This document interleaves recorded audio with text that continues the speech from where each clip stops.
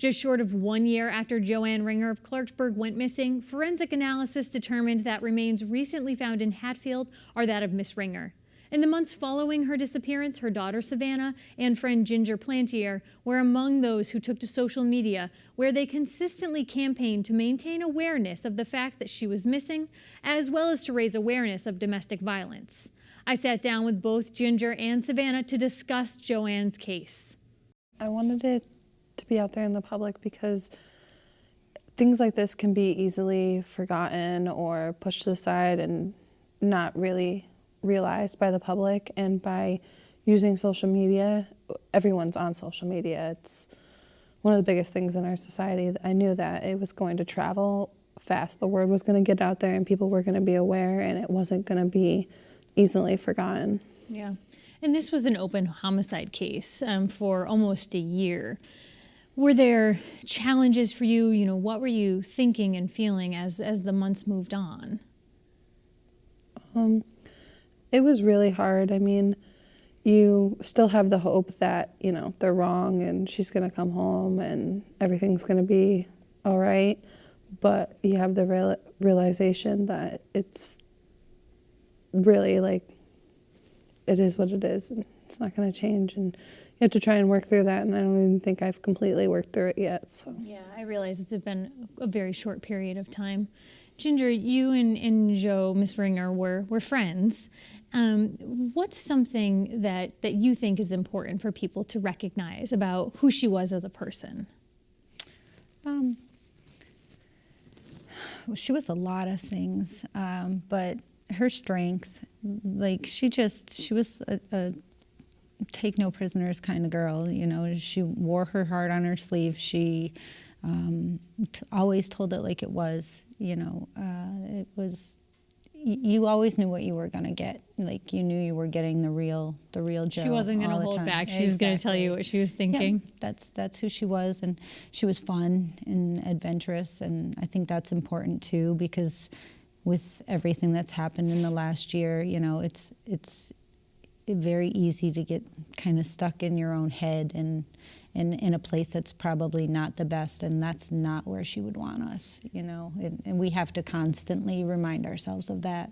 But I think it's very important, you know, to try and remember her for what she would want to be remembered for, not for all of this. And when you say fun, motorcycles were a big part of her life, right? Oh yeah, definitely. What was it, do you think, that she connected with about motorcycles? That she could go fast. For sure. And she liked to drive, right? She wasn't going to be a passenger necessarily. Never. Always the driver, always the rider. She said if you could keep up, but she's never getting on the back of a bike. Yeah. Only hers. Yeah, absolutely. So for you, I think one of the things that you have been both very vocal about was the struggles with domestic violence that Miss Ringer had. Why was that something that you have wanted to raise attention and call attention to? Well, for me, I think one of the reasons I want to make sure that attention is brought to it is because anybody who knew Joe well is shocked by the fact that she could have become a victim of domestic violence.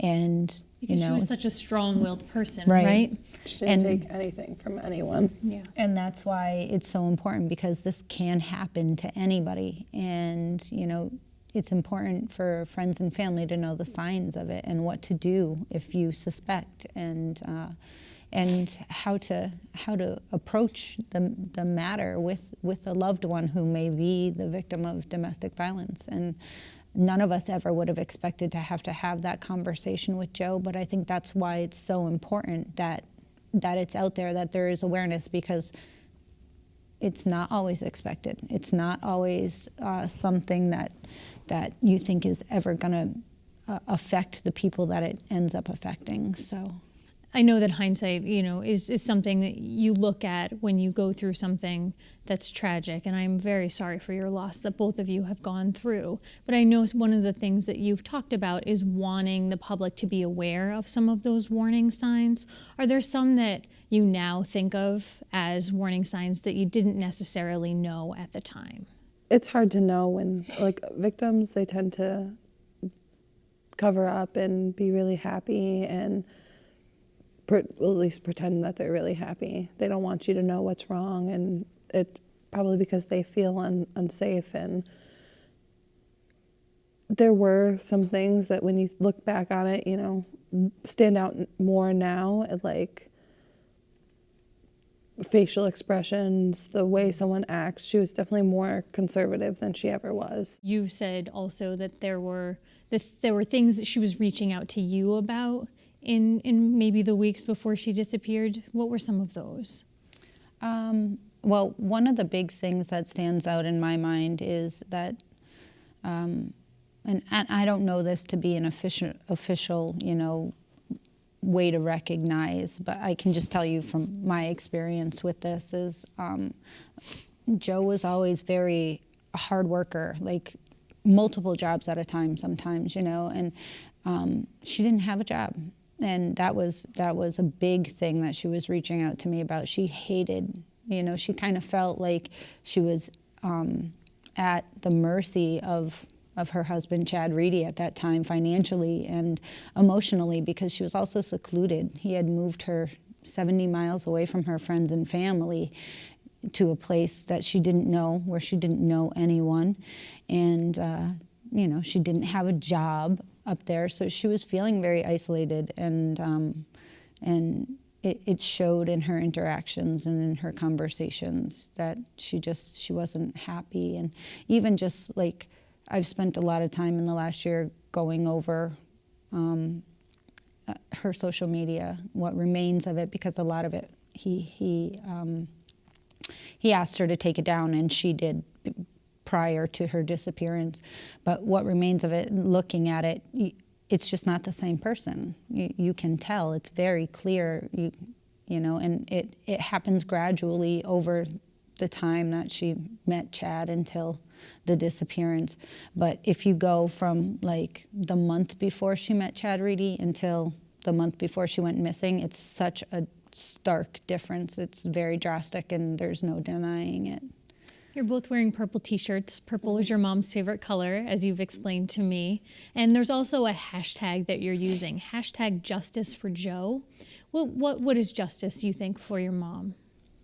Somebody needs to pay. Unfortunately, Chad Reedy's dead, and he's not gonna go to prison or pay for this. But he's the primary suspect in the murder case, and he took his own life. Mm-hmm.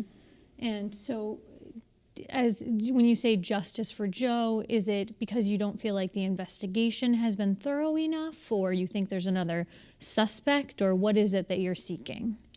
I'm seeking justice in, I think, two different ways. One way being that people, when they think of justice for Joe, they think that this is a situation that could happen to them, and they should be able to use this as a learning experience, maybe, to help get out of a situation like that. And two, that Laura Riley is still facing charges for misleading the police in my mom's investigation.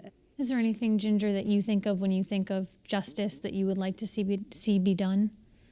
I agree with both of the things that Savannah just said. I think it's really important that justice not just be associated with legal terms, but also that what she went through and the story behind it and how it's all played out, it doesn't have to be in vain.